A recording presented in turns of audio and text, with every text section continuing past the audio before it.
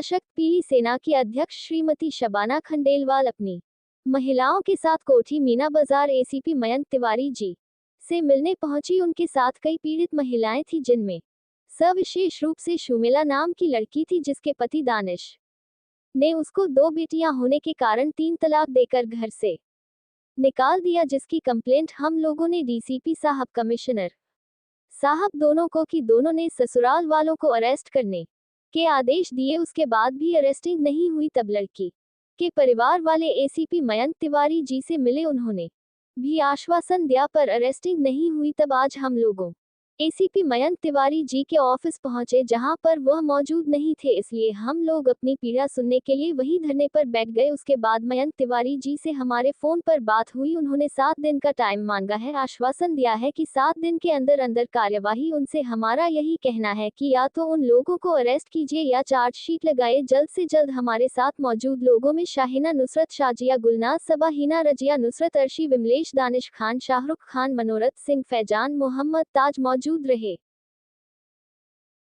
मयंक साहब ने 7 दिन का प्रॉमिस किया है। 16 तारीख को लेटर दिया है, 4 दिन में खत्म करना पड़ेगा। आइए चले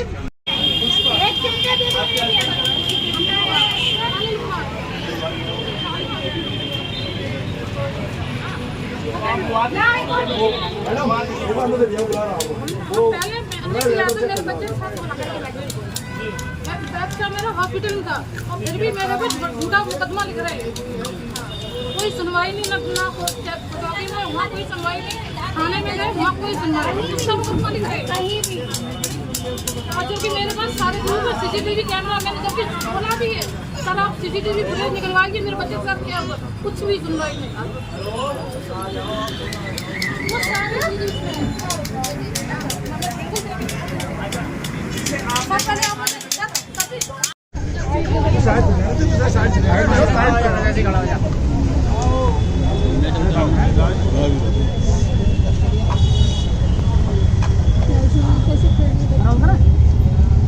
क्या मामला है पूरा?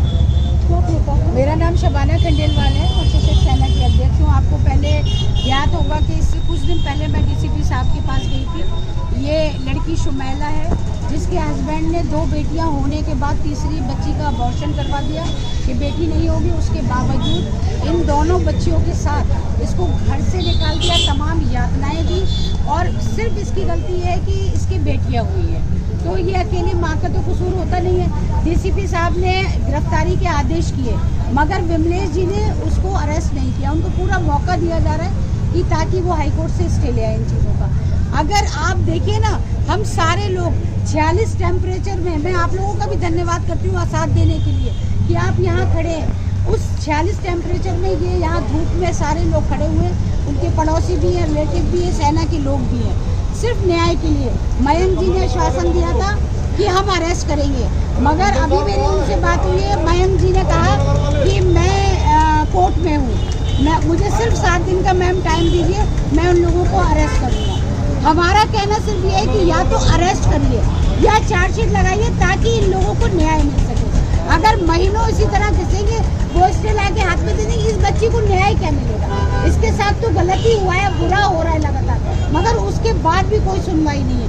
तो मयंक जी के भरोसे पे हम जा रहे हैं। नहीं अगर इस बार हुआ तो फिर अगली बार हम बंदा भी लेके आएंगे, यही टंग जाएंगे आके। चिमटे से क्या मैसेज देना चाहती हैं आप? महिलाओं के पास लड़ाई का क्या हथियार है? चिमटे है, बेलन है, बस यही बजाएंगे और अपनी आवाज जनता तक पहुंचाएंगे। क्योंकि हमारे परम आदरणीय योगी आदित्यनाथ जी का कहना है, बेटियों की रक्षा, बेटियों की सुरक्षा, बेटियों का मान, बेटियों का सम्मान कहाँ हो रहा है? आज भी प्रताड़ित हो रही है बेटियां, बच्चियां, और बच्चियों के नाम पे निकाला जा रहा है उनको घर से। तो हम इस लड़ाई को लड़ेंगे अंत तक।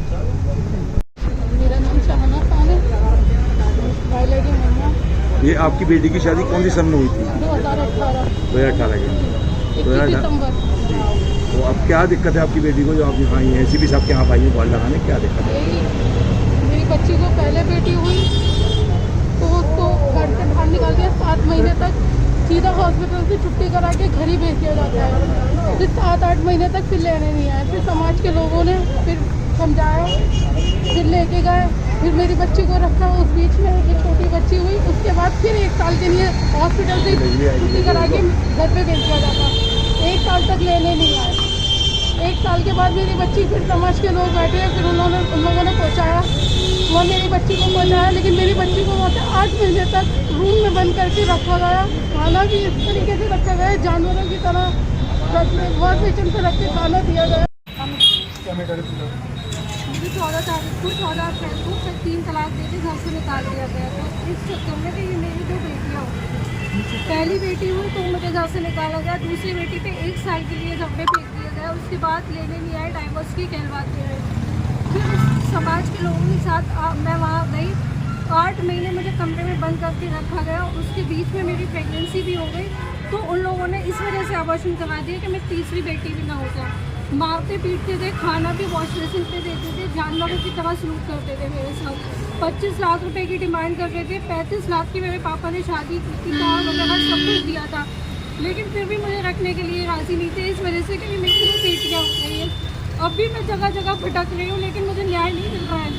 वो लोग आराम से बैठे हुए, अपनी दुकानें खोल के बैठे हुए, लेकिन उनकी कोई गिरफ्तारी नहीं हो रही है। हर जगह हम जा रहे हैं, हमें यही मिल रहा है कि कुछ नहीं हो रहा है हमारे साथ।